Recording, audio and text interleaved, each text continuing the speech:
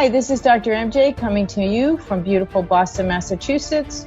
This is the Women in Dentistry podcast, where we feature women in dentistry making waves and leading the industry through the next decade. I am your host, Dr. Mary Jane Hanlon, a former dental assistant, dental hygienist, and now dentist.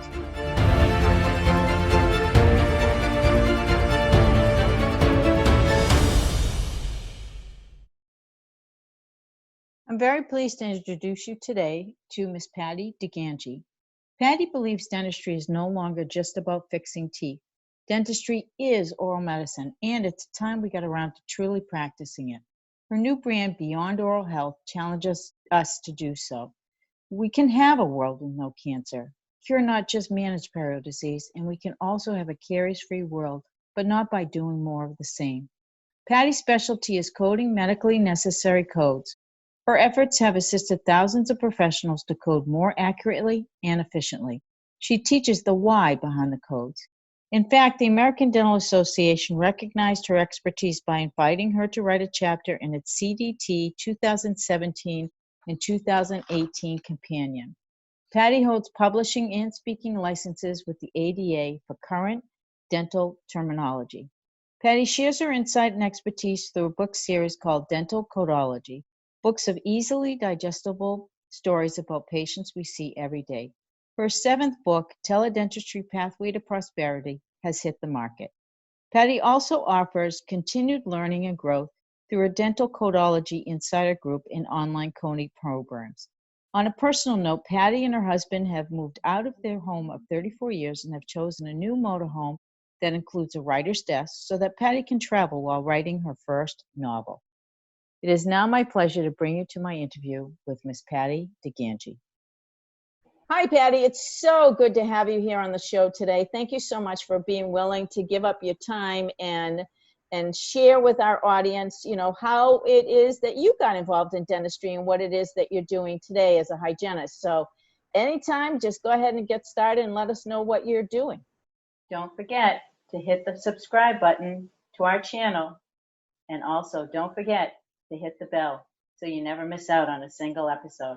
Thanks so much. Well, I give courses that are anywhere from 3 to 6 hours, so I won't take that long. But oh, please. I don't think our audience will stay with us for 3 to 6 hours.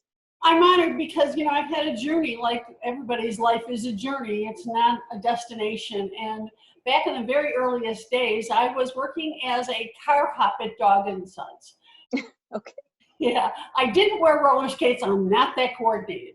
But my family dentist, my father went in on a Saturday to have his denture adjusted. Yes, I had parents with dentures who didn't teach me any dental values because they didn't have any. Anyway, I'm one of 4 sisters, and the dentist asked if one of the girls was looking for a job. And my career at Dog and Sons was ending for the summer. It was the beginning of my senior year of high school. So I called up and said, I'm interested in the job that you have, although I'm sure I probably wasn't even that articulate. And he said, be here Monday, white pants at 3 o'clock. So I arrived Monday there, 3 o'clock with white pants on. And they were pointed, there's the phone, there's the appointment book. And that was that.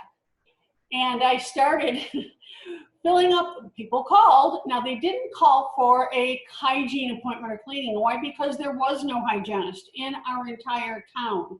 Now, I didn't live off in Nowhereville. I lived 20 miles straight west of downtown Chicago. But dental hygiene was not ubiquitous like it is now. We think it's always been like this. It was not.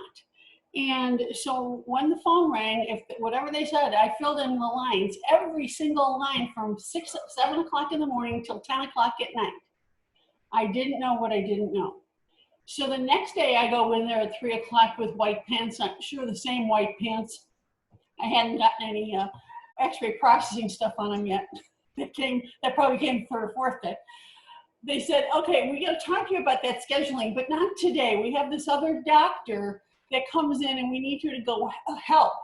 So I assisted on a gingivectomy on day 2 at 16 and a half years old. My previous experience was I had teeth. That's it. My third day, now whether or not it really was the third day, but in my memory it was, because it's a long time ago, My doctor was part of the Kiwanis clubs, and he had me sell peanuts on the corner. Actually, I used to carry around a little bag of Kiwanis peanuts for years as a prop.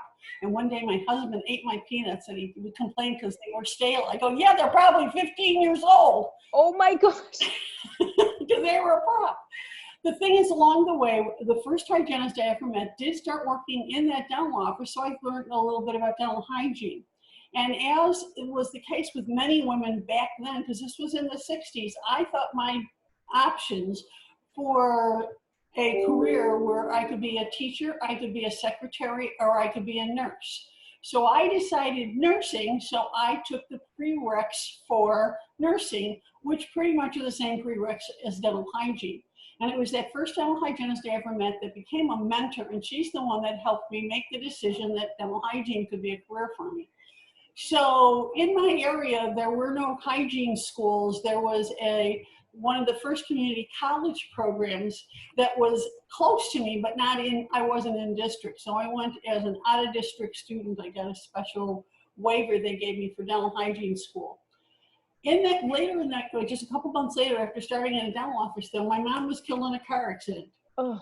She was there in the morning, and then when we left for school, and she was gone by the time we got home. And that's when I became a mom. I was all of 17, and my sisters were 8 and 13. So yeah, in that time though, I still applied to dental hygiene school, and I was accepted. When I started dental hygiene school, I didn't think of it as a career track. I didn't think of it, I was pretty much doing what I thought I was supposed to do. And I was supposed to go to college, so I went to college. My grades weren't the best because I was very torn with lots of responsibilities, as a lot of young women and a lot of people are in life. I had a lot of responsibilities. I still worked part-time at the dental practice too. And so it was an easy journey. I made it. I never liked the term skin on my teeth, but I'm pretty sure I made it by the skin of my teeth out of hygiene school. I stayed working in the same practice even when I graduated.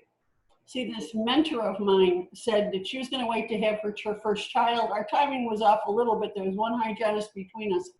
But it was the only model of dentistry I knew was in that one office.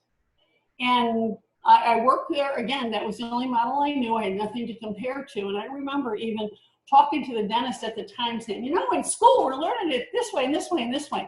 And he'd go, oh, they're gung-ho. They teach you all that junk. You got to learn it for the test. And then, what's really interesting is many years later, he apologized to me for that. He came to me and said, Patti, I did you a disservice. He goes, I'm a crabby old man at this point that got stuck in a rut. And me saying that to you when you were in your education was really a disservice to you. Now, the other part of that story, though, is even though I was now a clinical hygienist, I was still seen by him and the others that worked there as the after-school girl. I think my behavior patterns were also that, because as I've learned in my life is we teach people how to treat us. Yeah, I agree. And I think I didn't get much respect, but then I don't know that I felt that I was worthy of respect, even though I was a professional. So I worked there as a clinician for 12 years. And finally, I got to about age 27 going, this is a great life, but it isn't mine. I got married along the way, done all those things you're supposed to do. And at age 27, I said, hey, there's got to be more out there. And I'm going to go find it. I quit working at that office. I got divorced, lots of changes. And I've been on a journey ever since then. That's why I said in the beginning, life is a journey. To find my path and who I am, that I used to wait and let other people define for me. But we only can define it for ourselves. Just before you go on, that is so critically important.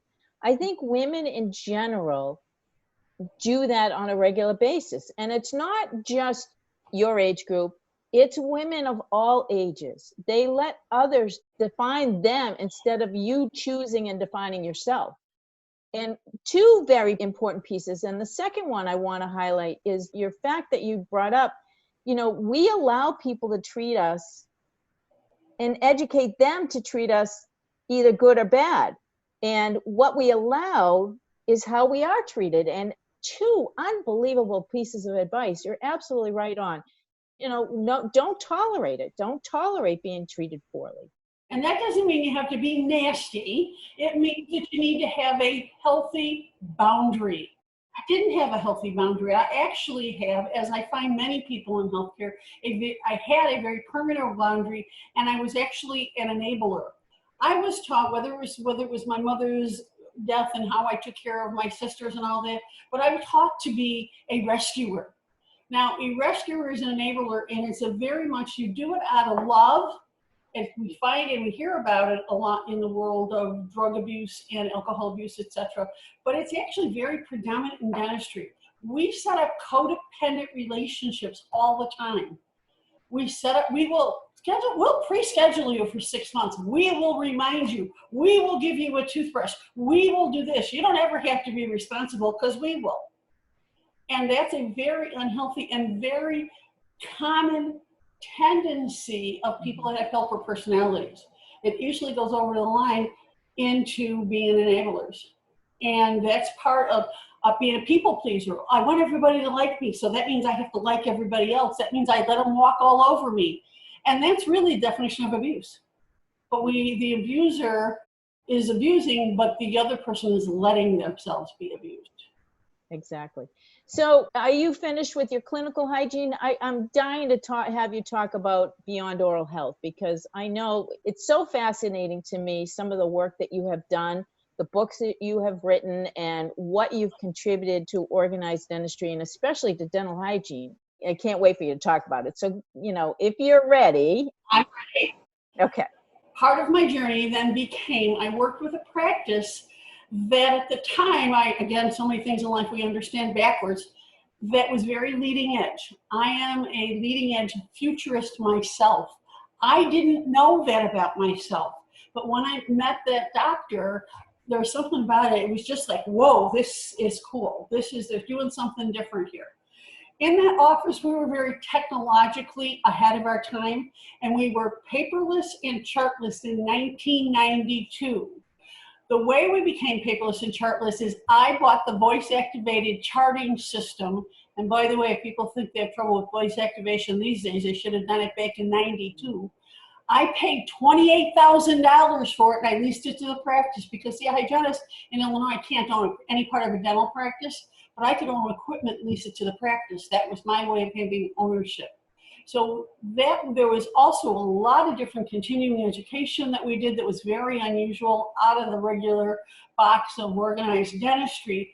And with that I was just like I wanted more and more and more. And I decided that I wanted to, the phrase I used was I wanted to speak and write and make a difference in my profession. I didn't know what that meant. At the time, I was a 15-year, 2-year associate degree hygienist with no advanced degrees, with no qualifications, but I sat in so many courses going, I could do better than that. Okay, why? Because I sat, and this goes into how long I practiced clinically. I had an always and a never when I went into the speaking world. I will always work clinical 2 or 3 days a week, and I'll never have corporate sponsorship. The word always and never to me are words I know now are global words where we're lying to ourselves, because we're human. I always do something except for when I don't, and I never do something except for when I do. So with those two things, though, it was very, very important that I keep a clinical presence, and I did till 2017, till December 2017. So that means I practiced clinically 43 years. And it did keep me real. It was my learning laboratory. And though I worked on that very leading edge, the last 12 years, I worked completely on the other end of the spectrum. But I could look at my audiences and go, if I can make it there, you can make it anywhere. Because the real message here is we all predicate our own professionalism. We all decide every single moment and every single day what kind of professional I'm going to be today, what I can give today, and hopefully I'm giving the best I can on any given day. So corporate sponsorship, that's a whole other story, because I could find lots of volunteer you speak for free, but if I wanted to actually have something where I could create a business, then it was the idea of corporate dentistry. But I had a whole attitude about corporate dentistry too, because I sat in porches that were infomercials, and I won't do that. And what I had is I had, again, another mentor along the way that helped me. You know, sometimes you wear rose-colored glasses. Those were dark-colored glasses. I was seeing everything through a filter of negativity. And what she helped me to see is that ethical companies don't want you to do an infomercial either.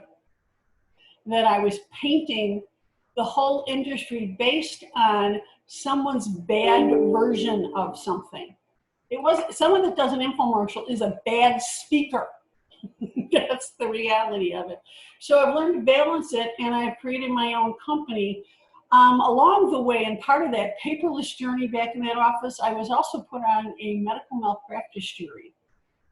Best learning I could ever have, to sit in a court for 5 days and watch this medical malpractice. And that is when I came back with the passion for what we were doing or not doing for documentation. Because that was the big part. I mean, we had intraoral cameras by then. We had, again, the voice activated charting, but how are we actually going to do our clinical notes? And that's led to the connection with coding and the coding world. I became very interested in that world. I live in the Chicago area, so I can go down to ADA and I can attend the coding meeting, which is an open meeting. And I went year after year after year, and I was often the only hygienist in the room. And hygienists do not have a say at that committee, other than you can go to the microphone because it is an open meeting and do testimony, but we don't have a voting seat. So it became a passion of mine that hygienists need to have a voting voice on the codes committee. And it led to my membership group that we called Dental Codology Consortium. We have been attending those meetings for the last 4 years. Just a couple of months ago, through the crazy COVID time, we did have a meeting with the Council on Dental Benefits, and they are entertaining the idea of allowing a voting hygienist member. So that's success right there. Absolutely. Didn't do it by myself at all. It's a whole group of us, and I'm real good at bringing people together and helping them find their own empowerment, because that's one of the things I discovered. I can't empower someone else any more than anybody empowered me. Now, I have people that opened windows of opportunity for me to see through, and I can do that for others, but the individual has to get up and do it on their own. Look through that window, go, hey, I see something I want to do. Find the door handle, turn the door handle, walk on the other side of the door, and then do something. It isn't magic. My original mentor said my initials, PCD, stand for persistent, commitment, and determination. And that's a very high compliment. My husband calls those same behaviors stubborn. That's accurate too. And that's what it's taken to build my business. I have a business, a membership group, and a very active business that is now been around for, well, we're having our 4th anniversary of our membership group, but I'm very proud of, but it isn't about me. It's about a whole bunch of us working together toward a shared purpose.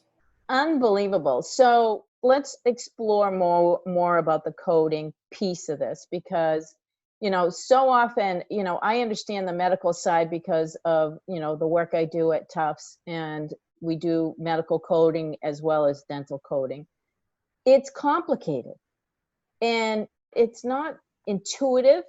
You have to really know your stuff. So talk to me a little bit about what your membership does, and, how do you provide the education, and if somebody's interested, how do they find you? I started with writing books, okay? Now, one thing that needs to be clear, when I'm talking about coding at this point, I'm talking about CDT dental coding. And the American Dental Association actually owns the codes.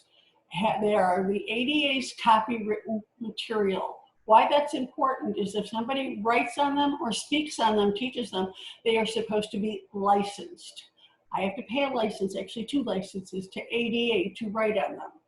And my first book, and I wrote little books, I'm going to hold this up. This is a mini book, Okay, it's about the same size as a cell phone.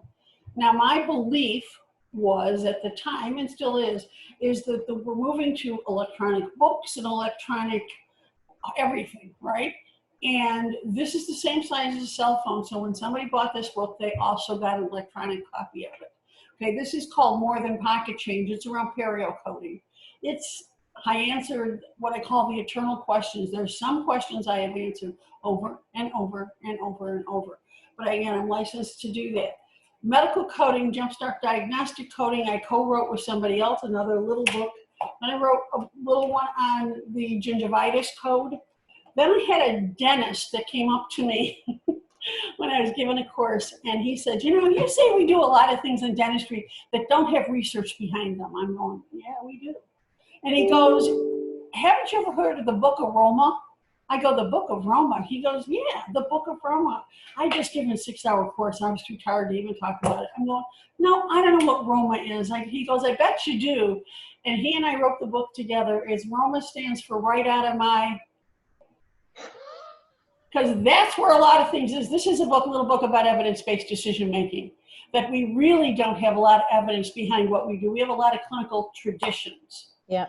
I wrote a lot of, every year I was writing books about what were the updated codes. I sat at those codes committee. So this one is this is an anthology of 2014 through 2018.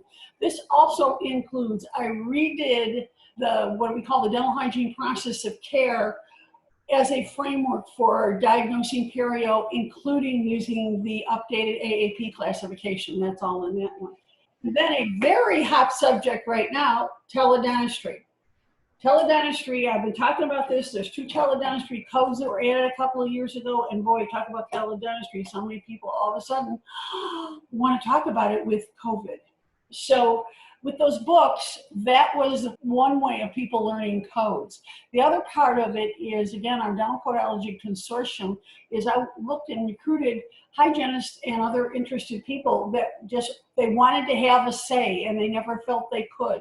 So we gathered together, and as a group, we come up with codes as we want to see them rewritten, revised, or added where we think things are missing, because anybody could do that. Anybody listening on this podcast could go to ADA CDT and put in a code right now.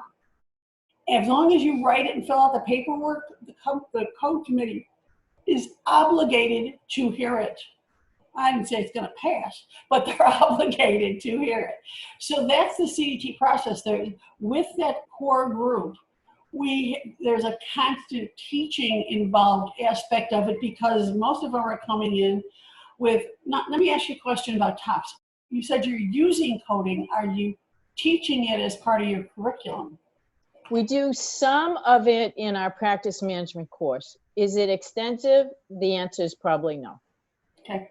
And that's been one of the issues, is there is no curriculum in medical, so we can go and take medical coding courses anywhere. If they want a certification on medical coding, they're going to go through a HEMA, the American Health Information Management Association, or whatever, to get a credential in medical coding. There is no credentialing in dental coding at this point.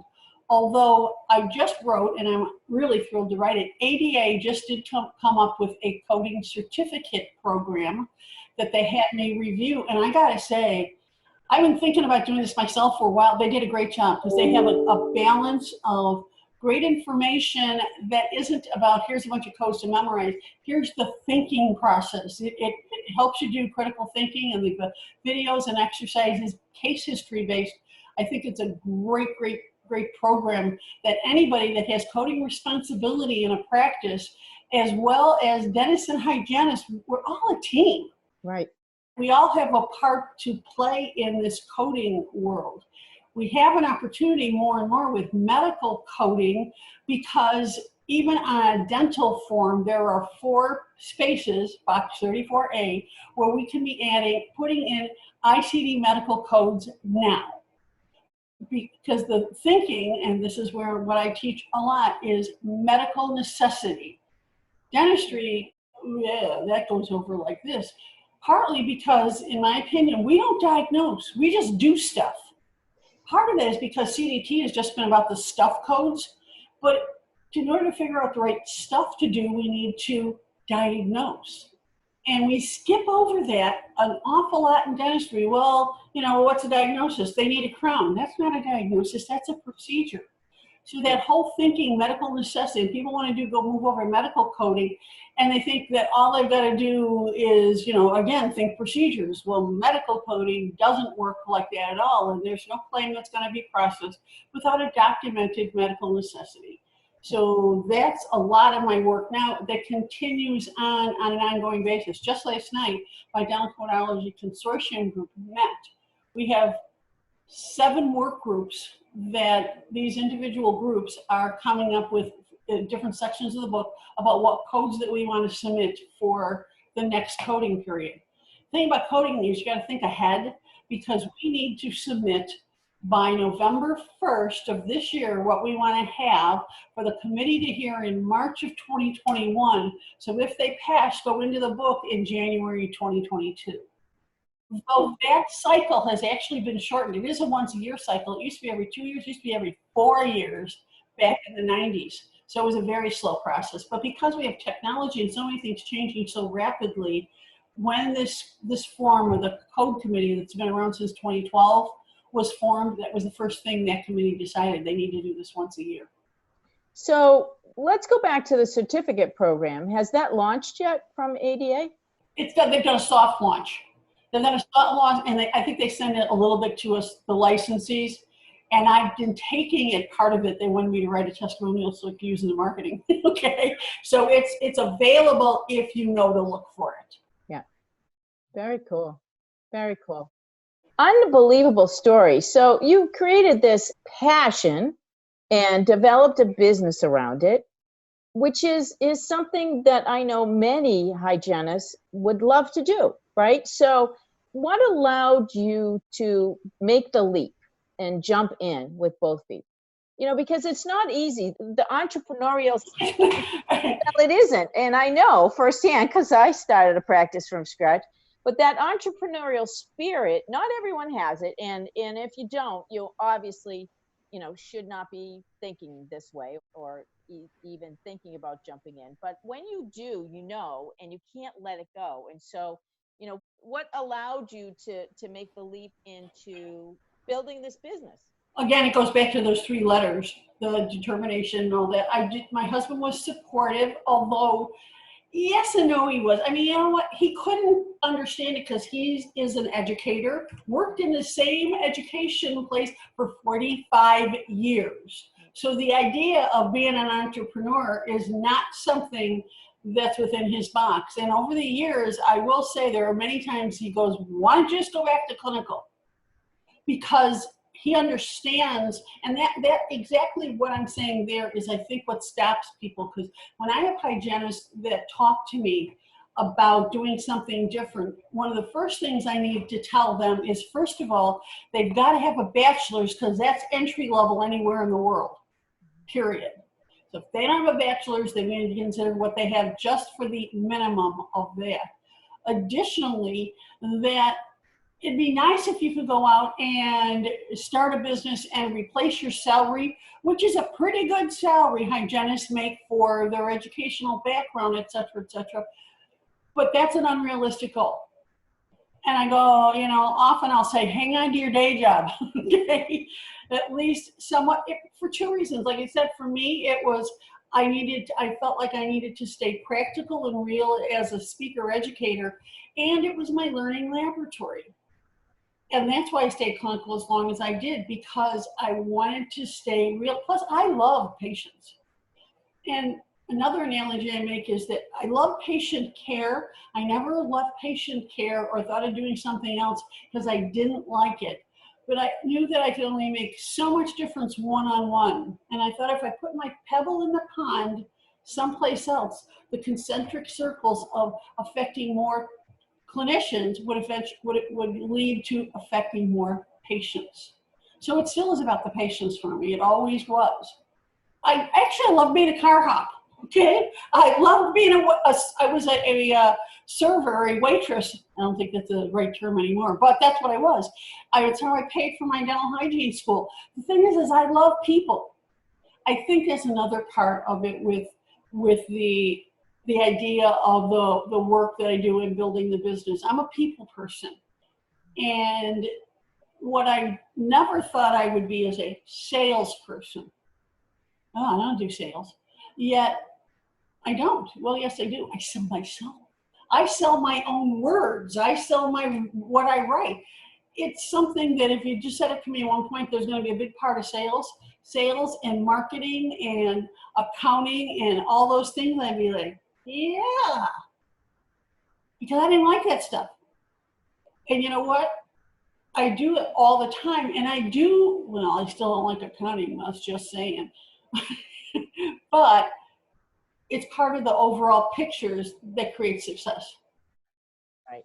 I think that no matter what, we are marketing ourselves every single day. So if you were to tell me that you never did sales, I would say, no, that's just not true, because the bottom line is we are all selling every day. So what do you think is the single best piece of advice you've ever gotten in your career? Can you think of anything off the top of your head? Just go for it. Personal. I might give a different piece of advice to a hygiene student at this point, but just go for it. Is a good, good old Nike had a good thing. Don't let the fear hold you back. Don't wait till you're absolutely sure. Or as a speaker I heard once say, sometimes it's ready, fire, aim. Yeah, I totally agree. Because where I am and what I visualized it as way back in the day looks very different. But anybody that's had children understands that. Being a parent is way different than what we thought it was going to be. But that is how life goes. And the journey keeps evolving, and I keep making new choices. But I'm not following, and that's the other part that's harder for people, I'm not following anybody else's path.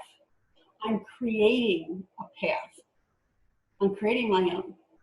Have other people had successful businesses? Can I learn from them? Yes. Do I have a business coach that I've been working with for the past 8 years? Oh, yeah. Oh, yeah. Do I have other people that I work with for branding? Yes. And for marketing? Yes. I've brought all them in over time because I can't do it all myself. I can't think of it all. I have advisory groups. I have an academic advisory booth. I have a dental cardiology consortium. They have their advisory panel. I work with advisors because there's a lot of people that are smarter than me.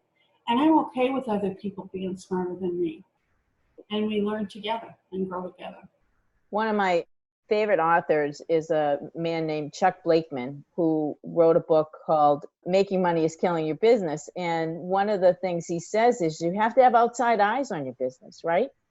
We don't see, because we have tunnel vision and, the blocks are up. We don't see everything that we should see. And we definitely need to have eyes on our business. Just like our dental practices, you need the CPA looking at your tax, implications, looking at your payroll, making sure that you're taking the deductions that are smart for you. Every year, that obviously that changes. So if we don't have people looking out for our benefit, there is no way you can possibly know everything there is to know about business and finance, in addition to being a really good clinician. There's just no way. You have to have the support and the help. And, more than anything today, marketing is critically important to the success of a practice. If you didn't use that marketing to your advantage during, the COVID-19 shutdown, you're feeling the impact of that today. Communicating with our patients is critically important. Absolutely. The other part, even I mentored a lot of people with writing. Now that's where you got to watch what you wish for, because my mantra back in the early days, I want to write and speak. And I had a magazine group came and offered me a column to write. I'm like, a column? Okay. I don't know if I want to write with that rigor on a regular basis like that. So I asked the publisher, I go, can I write with another friend of mine? And they said they could. So I picked my friend who's a procrastinator. Not sure what I was thinking there. And by the third month, it was making me crazy. And so I wrote to the editor, who said, you found your writer's voice. I'm like, wow, I did. And I did. Yet at the same time, I've become And I didn't know I was positioning myself, but I've become not a columnist, I'm a feature author, okay? A feature author gets the center section of the magazine on the staple, your name's on the front of the magazine, you talk about some good marketing stuff, because I don't know what it is now with COVID, but a print magazine, it used to be that a page of a print dental journal cost about 10 grand. So I have a 3-page article, I now have a $30,000 ad. And the thing that, again, it goes back to the other point that we're making about advisory. So when somebody's asking me about writing, I go, you need to have a trusted advisory group that's going to look at your stuff and tell you if it stinks. You have to have the proofreaders, you have to have the accuracy readers, you need to have all those things. And when you do that and you send that article in the cleanest possible to the editors, you get to be a favorite of the editor because they get a lot of junk. Because I also sit on several different editorial panels and peer reviews, and there's some real junk that comes in the door that I want to know sometimes if they even know how to use spell check. Well, I have to say that I noticed that the same with some of the communications, even email, and I'm thinking, oh my gosh, did you just send that to a professional? Yikes. Pay attention to grammar and pay attention to your spell check, because you don't want, I think we're losing the ability to write because of, shortened messages. And now with texting, it's even shorter than emails were. You forget the I in the sentence, you just get right to the point, where, I think that, we need to get back to that. We need the art of writing writing a good letter to, your sweetheart, or writing a letter to your family. That's a lost art. And I think we need to get back to at least the grammatical correctness of things, but that's myself personally. No, I absolutely agree. At the same time, I teach writing medical necessities Twitter style. Not because I'm a Twitter fan, but Twitter is a 280 characters of concise language. And what I'm talking about with medical necessity is in a dental code form, there's box 35 remarks. And that's to support anything that is with the procedures that are being done that supports medical, any oral systemic need. Okay? What are we doing that isn't connected to their systemic? That's the whole name, Beyond Oral Health. Everything we do is beyond oral health. And yet this is a very limited space. And writing concisely is writing well. The best part of the writing process is editing and working with editors that know, and editors, usually some people, they really changed it. Did they really change it, or did they just take out the part that doesn't count? Because a lot of people write like they talk, which is lots of words. And I used to think that documentation, lots, was better. If it's not searchable, it's not legible, it's not understandable, it's not worth anything. No, you're right. So there's both that needs to be done. We need to learn how to write well and write in full sentences at the appropriate times, but we also need to learn to write concisely. Because I still see people, I sometimes think that they write like, they're doing their essay. The reason for, it's like, are you still trying to fake it by just using a lot of words to say nothing? Very interesting. I never thought of it from that perspective. Really fascinating. I don't use Twitter very much, if ever, and so I'm not as familiar with it as I am with the other parts of social media. But really good point. Really good point. So who do you think has made the biggest impact on your life, professionally and personally? Professionally, of course, my mentor, Harriet Legend, that I mentioned earlier. Claudia and Sharon Lovato, that was the practice that I worked with, that we were so leading edge. Claudia was a futurist, he always was. And even when I first started working with that practice, there were 10 dentists, and at one point as many as 25 staff, all within the relatively small space, because his idea at the time was to have all the specialties. Over time, because we were doing some advanced learning with Afra King and Omer Reed and a lot of the names in the industry, we actually got down to the three of us, Claudia, Sharon, and myself. Sharon, Claudio's wife, was the hygienist who was going to dental school. So that was one of several times I replaced the doctor's wife as a hygienist.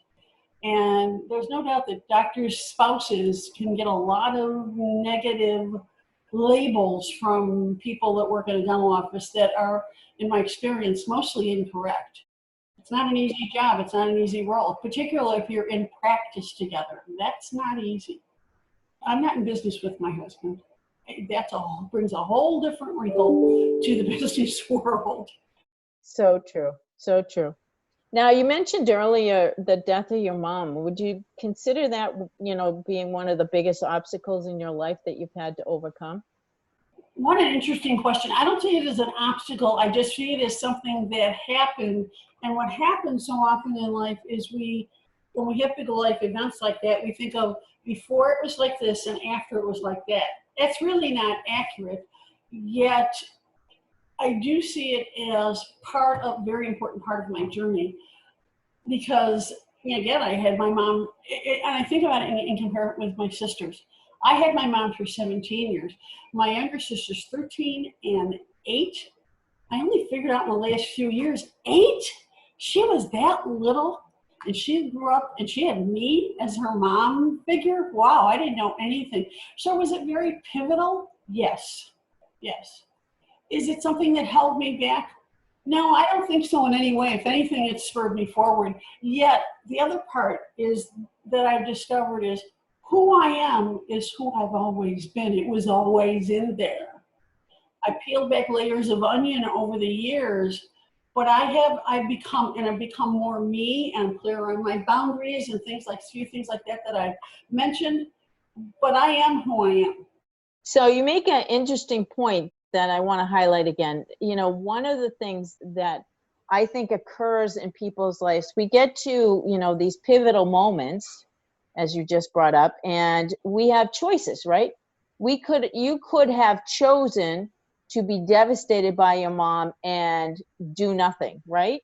Or like you chose to continue down your path and do whatever it took to make sure that your siblings were safe, that that they were cared for, but that you did not allow that to interrupt your path and your future learning. So I think that's important for the audience to understand, that we can't let some of these, I call them obstacles, moments in our lives that do occur, like divorce or death or so many different packages, but we can't allow those moments to define us. We have to define and make choices based on what we want to do and where we want to go.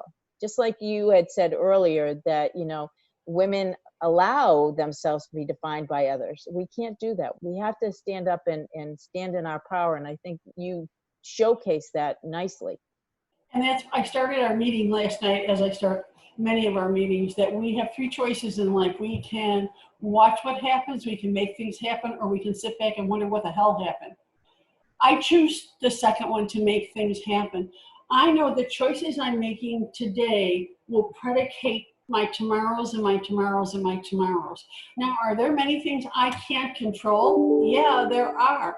But I can control how I think about them, what I do about them, and how I react to them.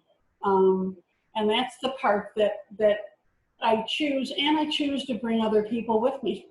Because what I really believe is there are fewer leaders and many, many followers.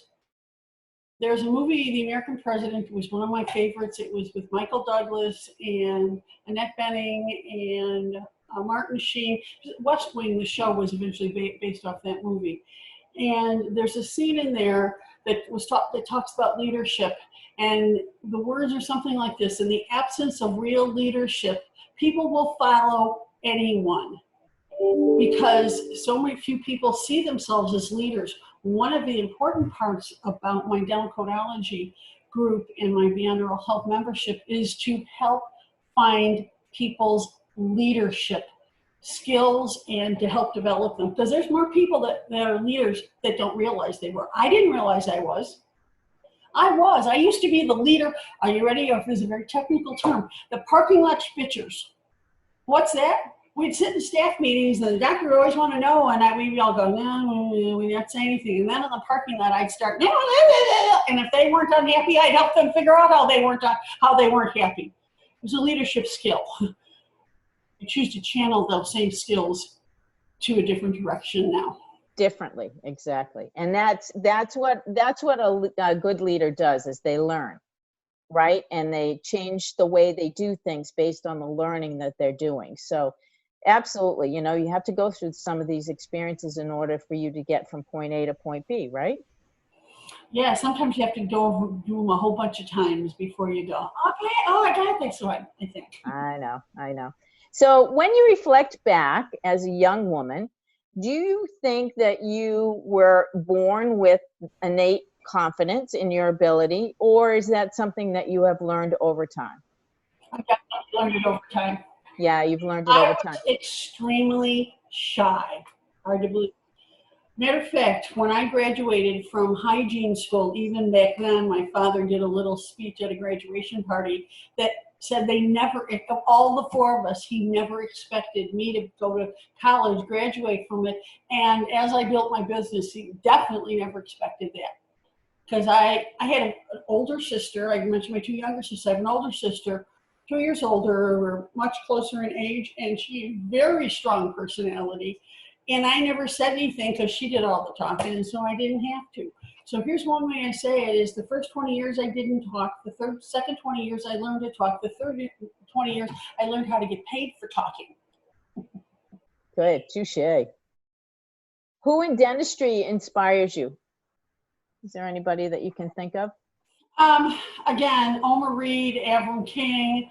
Through the I was involved in the National Speakers Association, so we have Naomi Rohde and Jim Rohde. Of course, they created the Smart Practice business because they figured out a speaking business, a corporate business. They had three prongs to their success in their business, and they've been friends and mentors and people that I admire.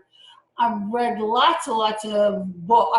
I'm a reader. Not only am I a writer, I'm a reader, and I read books of all types. One of my favorite books in the last couple of months has been Becoming by Michelle Obama. Whatever one's politics are, I particularly resonated because they're from Chicago, so she's telling lots of stories of Chicago.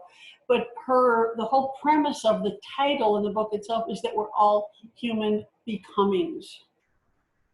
And that's a really important concept, that there is no there. When we get there has changed. Exactly. And the future is not set. It can change at any moment in any time. You know what, that's another point that you did when you were asking about my mother's death. That is the lesson that I learned back then.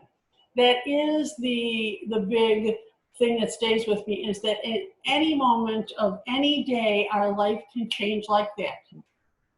Because it did for me. Yeah. So tell us one thing that people would be surprised to know about you. Besides being shy?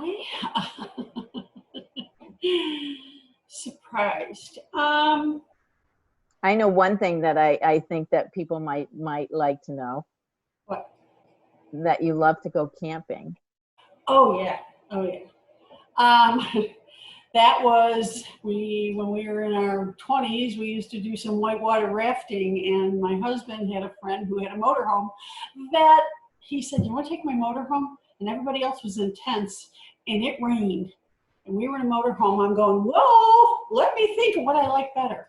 So then as I developed my company and stepped away from full-time clinical hygiene, my husband's a teacher, so he would usually teach summer classes.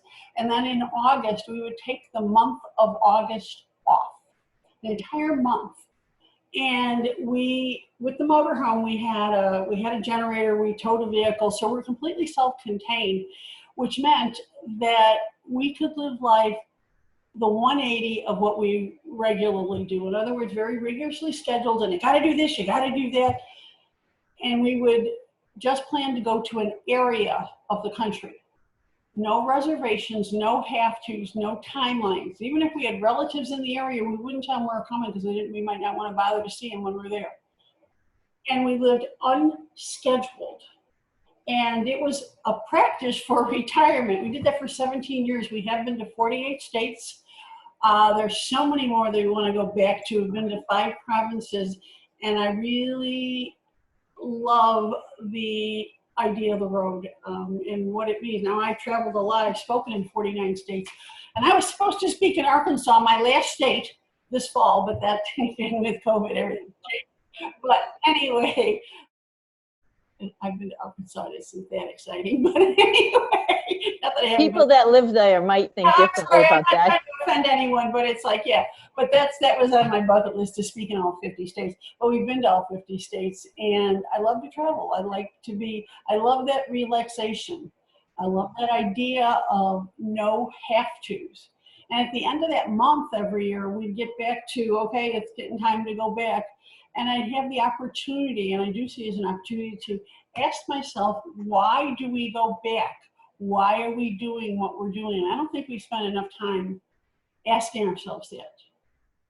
Why do we do what we do? Are we doing it because for an awful lot at the beginning of my life, I lived the life that I thought somebody else thought I should, as my parents thought I should. Then it was what my husband thought I should. I was, again, listening to all these others, but why do I want to go back? And it's very empowering because it's like, I'm going back because I want to. I'm not doing this because I have to. It's because I want to. And that's the place I like to live, is where we're doing the things that I want to, that feels like it's making a difference. Right. That's a great place to be. I mean, certainly, I think that there's so many ways to make a difference in this life. And you have your little corner of the world where you're making a difference.